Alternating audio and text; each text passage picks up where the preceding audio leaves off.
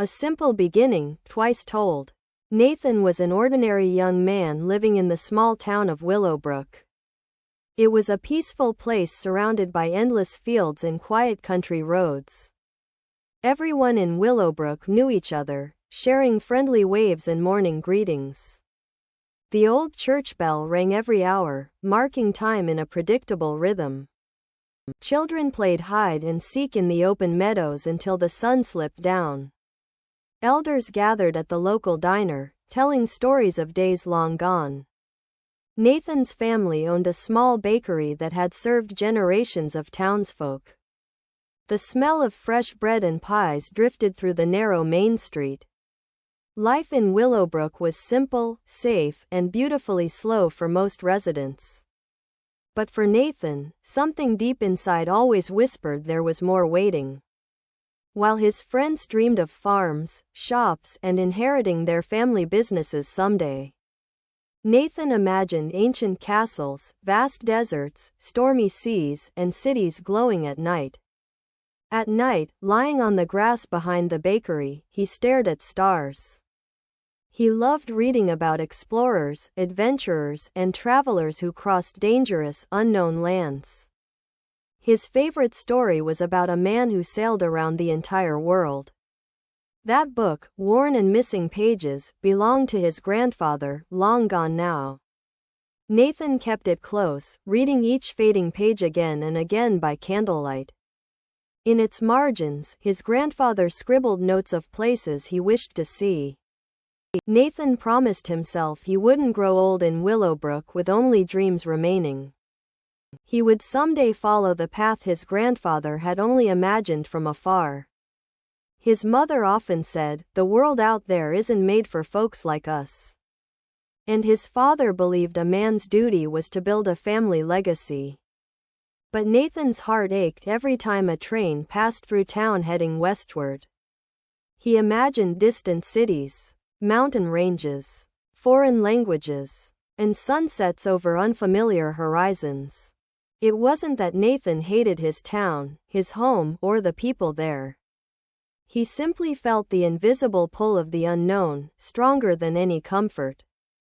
Some nights he'd climb to the bakery's rooftop, lying beneath endless dark skies. He'd trace constellations with his finger, naming them after places he longed to visit. He imagined standing at the edge of ancient ruins buried in golden sands. He saw himself on crowded streets filled with strange music and exotic spices. In those quiet moments, Nathan promised he'd find a way to leave someday.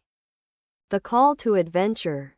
The opportunity arrived on an evening far more ordinary than one might expect. Nathan was closing the bakery alone, sweeping flour from the worn wooden floors. A letter lay unnoticed among bills and advertisements by the rusted shop mailbox. It was addressed in elegant handwriting, sealed with a mark he didn't recognize. Curious, Nathan tore it open and unfolded the heavy parchment paper inside carefully. His eyes scanned the words once, then twice, his hands beginning to tremble. It was a letter from a respected university in a distant, bustling coastal city. They'd read one of Nathan's essays about ancient trade routes submitted months before anonymously. A scholarship was offered for history, language studies, and international cultural exchanges beginning that fall. Nathan's heart pounded so loudly he could barely hear the clock strike midnight nearby. This wasn't just a scholarship, it was the exact chance he'd always craved. A way out of Willowbrook and into a world he'd only seen in books. But it wasn't as easy as dropping everything and leaving without a trace.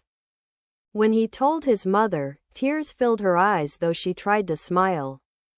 His father was silent for a long moment before quietly returning to his work. His best friend Thomas laughed awkwardly, trying to mask his sadness with empty jokes.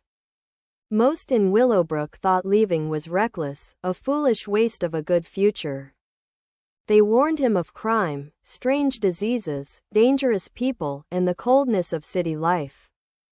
Some even called it selfish to abandon family, tradition, and a steady place here. But Nathan had made his decision long before that letter ever arrived by post.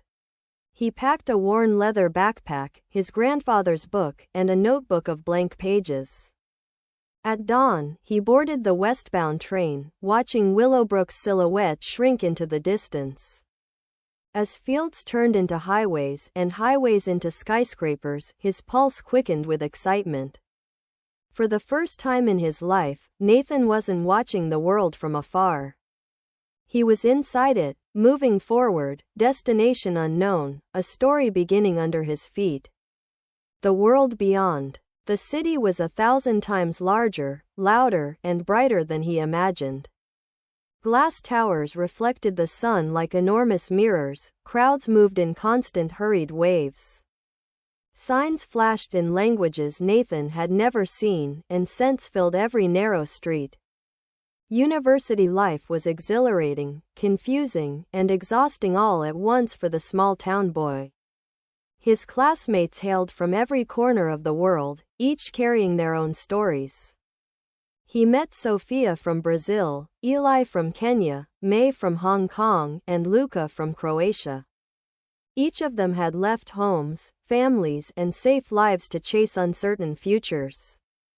Late nights were spent in cafes discussing lost empires, forgotten languages, and heroic legends.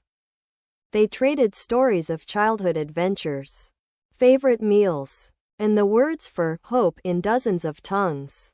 Classes were intense. Thick books, ancient scripts, and passionate professors with wild, brilliant minds. Nathan found himself drawn especially to the languages course, decoding symbols from vanished civilizations.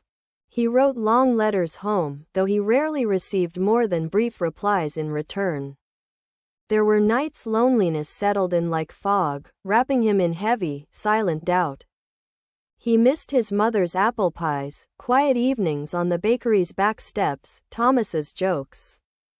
Sometimes the city felt too fast, too cold, and far too indifferent to his struggles.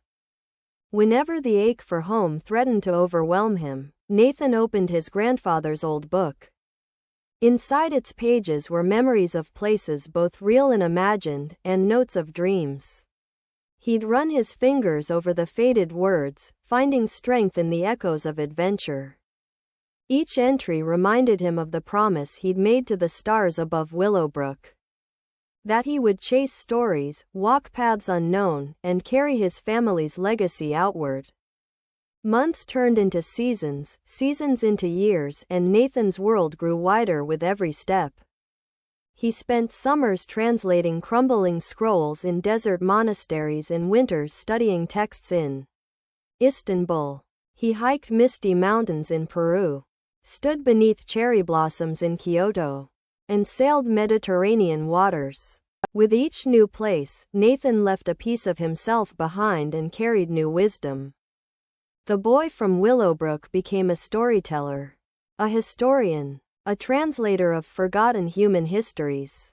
And though the world was vast and filled with endless wonders yet to be found, every path Nathan walked always led him, in quiet moments, back to himself.